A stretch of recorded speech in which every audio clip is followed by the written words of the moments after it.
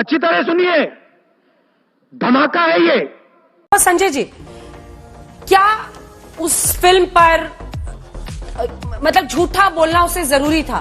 मौजूदा सरकार और बीजेपी के प्रचार तंत्र की क्या उस पर टिप्पणी बिना उस फिल्म पर टिप्पणी किए नहीं की जा सकती थी? क्या आप प्रचार क्यों कर रहे हैं? मतलब झूठा हिस्सा क्या है सर उस फिल्म में? रुक, तेरे को बताते थे। अब धैर्य से मेरी एक एक बात का फिर से वो जवाब दे। मैं फिर से वही जवाब मांग रहा हूं। 1990 में जब कश्मीरी पंडित पीट पीट के मार मार के भगाए जा रहे थे, आप केंद्र की सत्ता में भागीदार क्यों बने हुए थे? आप उसके गुनाहगार हैं कि नहीं, हां या ना? 1993 से 98 तक 5 साल आपकी सरकार दिल्ली में रही, आपने कश्मीरी पंडित टीचर्स को रेगुलराइज क्यों नहीं किया? उसके गुनाहगार आप हैं या नहीं, हां या ना? ये ऐसे हवा में बात करने से काम नहीं चलेगा। ये कागज बोलते हैं अंजना जी, ऐसे हो गया, एलजी पे तो आरोप लगाते रहते हैं और फलाना ढिमका, ऐसे बात करने से काम नहीं चलेगा। ये कागज दिखाइए, और असुविधा हो रही हो तो कल शाम को 6 बजे मुझे भी अपने स्टूडियो में बुलाइए, मैं भी स्टूडियो में आऊं, और संबित पात्रा जी को भी लेके आइए। देश के सामने झूठ का व्यापार अब नहीं चलेगा। आम आदमी पार्टी है ये, आपका एलजी लिख रहा है। एलजी साहब ने क्या लिखा है मैं फिर से पढ़ के सुना दे रहा हूं। आप तो अंग्रेजी मुझसे ज्यादा अच्छी समझते हैं, फिर से दोहरा दे रहा हूं। एलजी साहब ने लिखा है, the matter was also discussed with officers concerned in the MHA, Government of India, who deal with the relief and rehabilitation issues of Jammu and Kashmir migrants.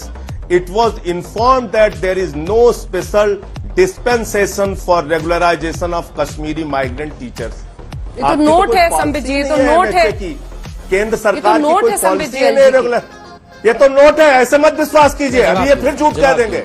नहीं अंजना जी, ये अभी फिर झूठ बोल देंगे।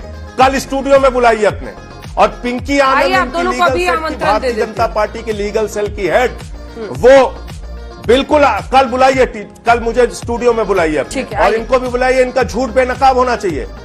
क्या बात? गाड़ी भाजपा वाले सुप्रीम कोर्ट में जाके विरोध करेंगे, भाजपा वाले कश्मीरी पंडित टीचर्स को रेगुलराइज करने का विरोध करेंगे, और पूरे देश के सामने घड़ियाली आंसू बहाएंगे। अटल बिहारी वाजपेयी जी की सरकार 7 साल रही, कश्मीरी पंडितों के पुनर्वास के लिए आपने क्या किया? यही नहीं, अभी और सुनिए। 7 साल से नरेंद्र मोदी जी की सरकार है, कश्मीरी पंडितों के पुनर्वास के लिए आपने क्या किया? ये पूछना गुनाह है क्या अंजना ओम कश्यप जी? मैंने खुद पार्लियामेंट के अंदर कहा, 5-5 करोड़ रुपए की सांसद निधि साल भर की उठाकर कश्मीरी पंडितों के पुनर्वास के लिए दो। सारे भाजपाई भाग गए उस दिन से। मेरी एक बात का जवाब नहीं दे रहे हैं। आज भी मैंने बजट पे कहा है, फाइनेंशियल बिल पे कहा है कि 20,000 करोड़ रुपए का पैकेज कश्मीरी पंडितों के पुनर्वास के लिए। देखिए, जब आप सत्ता में हैं तो सिर्फ रोने धोने से काम नहीं चलता। जब आप सत्ता में हैं तो आपको काम करके दिखाना होता है। इस सज्जन को क्या तकलीफ है भाई? आज की तारीख में आप सत्ता में हैं, फिल्म देखकर रोना आता है, मुझे भी कई बार रोना आता है, अच्छी बात है। एक इमोशनल इंसान को रोना आएगा, रोना भी चाहिए। आप कह रहे हैं पूरे हिंदुस्तान को ये फिल्म देखनी चाहिए, तो अरविंद केजरीवाल ने कौन सा गलत सुझाव दे दिया? अरविंद केजरीवाल ये कह रहे हैं भाई विवेक अग्निहोत्री 250 करोड़ रुपए कमा चुका है, अब पूरे देश को फ्री में दिखा दो, यूट्यूब पे भी डाल दो, दूरदर्शन पे भी डाल दो। खत्म, bye bye, tata, goodbye, गया।